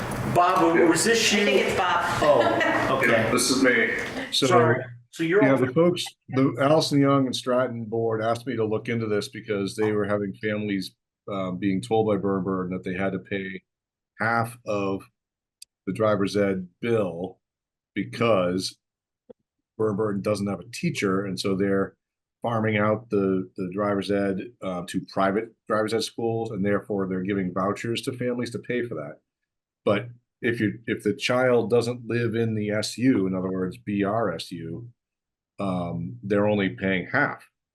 And so students coming from other SUs like ours, other families are being asked to cover the other half of that driver's ed bill. So the argument obviously is that we're paying tuition. Tuition always has covered driver's ed. Why would this be any different just because you can't get a teacher? And so at Allison's request, I put it back to the AOE, including the general counsel. The driver's ed person responded and agreed with me that made sense and asked Emily Simmons to weigh in, and she has not yet. And it's been over a week. I'm going to poke her again tomorrow. I was off today to see if she can weigh in because we want to be able to take some sort of a definitive answer from the AOE back to the BBA and say, you know, we're not going to ask our families to do this. So that's what that's about. I figured I would update you guys as well because it does include Dover and Wardsboro students who may attend BBA. Okay, so there's nothing to do right now. You'll let us know. Correct. And honestly, like, I don't know, maybe they've hired one for next year, in which case the problem would cease. It would just have been a 1-year issue. But I mean, driver's ed teachers are hard to find, so I don't know where they stand on that. Well, we heard all teachers are hard to find. Yeah. I'm going to go to Dwight and then to Laura. Do you have your hand up for this or something else? For this. Okay, so Dwight and then you, Laura. Yeah, I think, Bob, we went down this road a year or two ago, and we did confer with the lawyer, I believe, and they said that the rule was that the schools needed to provide driver's ed education, but the rule or law or whatever doesn't say who has to pay for it. They just need to be provided. So, and then we voted here as a group to not contribute the other half because we felt that providing should be, they should pay for it, And so that's how this board voted at the time. So that's how that went. I don't know if you're going to get any further clarification going down that road again. You might want to just look what we did the last time at that point. So that's all I'm saying with that. Yep, well, I appreciate that. It's good context. Go ahead, Laura. It was Pietro who advised us to push back on the AOE to get an answer. So it was the Stratus board. I think Dwight summed up my thoughts perfectly. Thank you, Dwight. Welcome.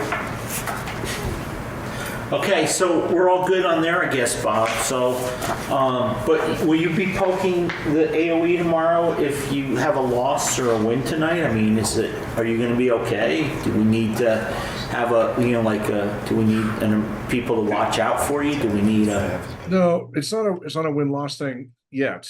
It's a how long does it go in the evening for me. Okay. I spent the day driving to Boston and back and helping my son move up 3 flights of stairs in the North End. And frankly, I could just use an early night. So I'm hoping for a Celtics blowout where it's quick and easy and, done by 10:30.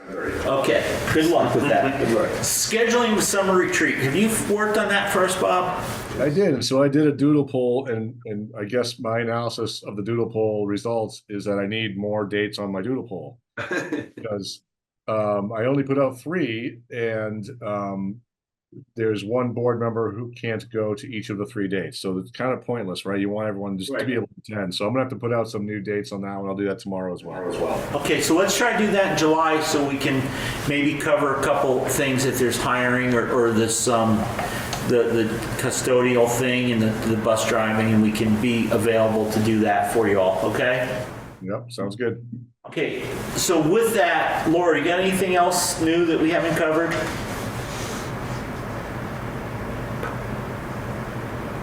Chad, while she's thinking or trying to unmute, go ahead. I do have one quick question. When will the 2024-2025 academic calendar be available to the public and ourselves?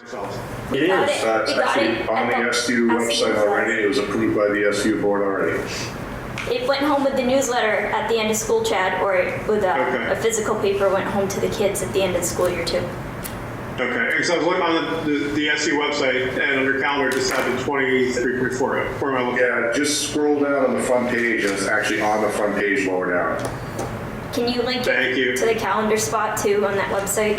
Yeah, we gotta get that cleaned up, but we're waiting for this year to end before we did that. But yeah, it's on the front page, just scroll down. Awesome. You got anything, Mike?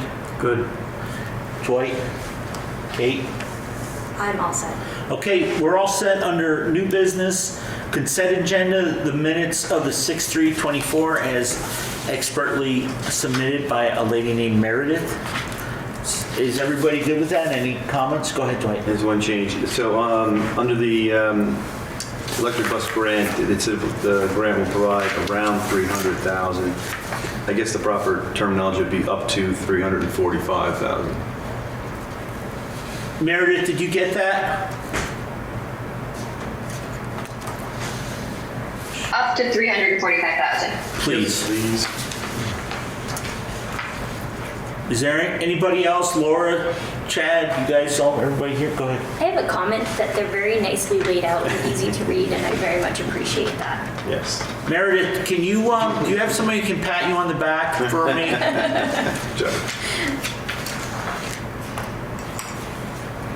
Thank you. That was Kate. She likes your minutes, and they are good. I appreciate it. She'd like colors, so right. Well, I don't know printed color, so. So if, with that one change, is there any other, if there's no other comments, we will make that one correction and we'll say by unanimous consent with that correction. Yep. We've adopted them. I have no correspondence. Bob, is there, or do you have? About something and then maybe other people handle it. the last year incident. Oh, yeah, there was, we did get a correspondence that we probably shouldn't have gotten on an incident about an after-school program. And for some reason, somebody included me, and after a couple emails, I thought it was gonna stop, and it didn't. So I responded to everybody. I sent it to Kate just so she was aware of it.